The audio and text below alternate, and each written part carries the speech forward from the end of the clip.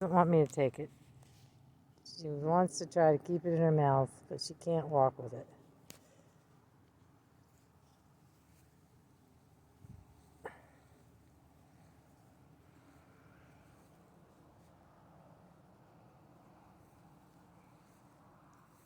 We may be here for a few minutes.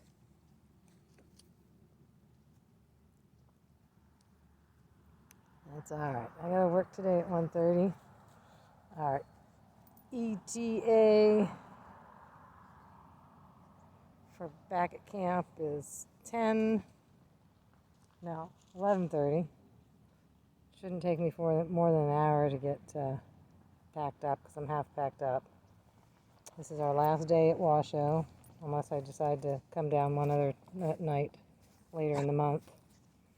We're allowed 7 days a month at this particular state park. I got a pass for all the state parks in Nevada. Some of them allow 14 days. Some of them allow 14 days and you can come back for another 14 days.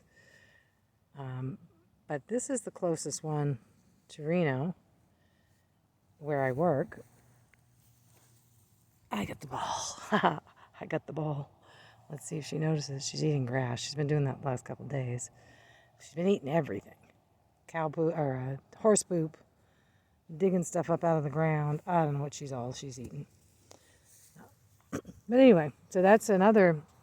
I thought that I'll just camp. That's a great idea.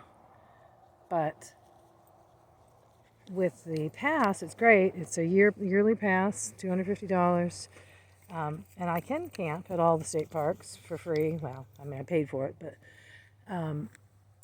but they all have time restrictions. And as I said, this is the one that's the only one that's feasible, really. The other one that I really liked was Fort Churchill. Interesting place. It was a fort that operated for 10 years, basically to kill the Indians in the area, the Paiute and other tribes, and to protect the settlers that were taking their land.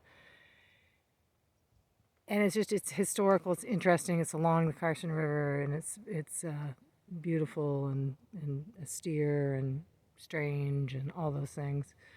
But it's a good hour and a half away from work, so that doesn't work very well. If I changed my schedule around a bit and worked, several days in a row and then have several days off, it might work, but my schedule is I'll do a lot of alternating days, so it doesn't work so well. We got some walkers going by. They're enjoying the park. We got a lot of that around here. Everybody's enjoying this park. It is a really nice park. There's a little gazebo up there on that hill. I went up that trail. You can see the declivity in between the two mountains or two hills. The trail winds around there and then goes up around the back side of it. And it's called Dead Man's Creek Trail. And there are 2 crosses at the bottom right beside the creek. I mean, literally, dead people's heads are almost in the creek.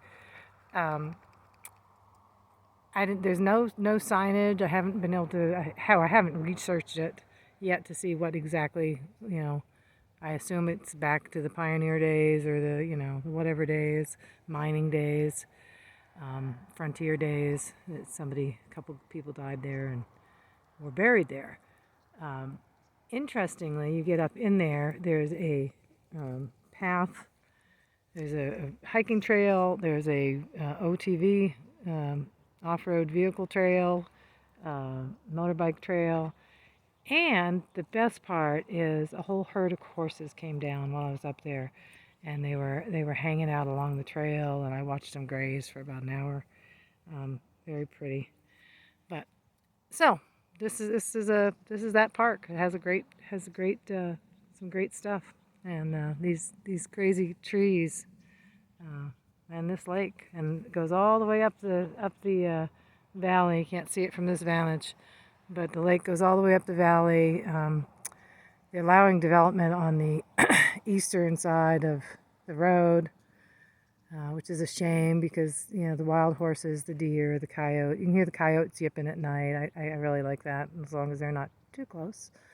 Um, and it's there's a major, the 395s across the road. You can probably see some vehicles over there. They're crossed on the western side of the lake.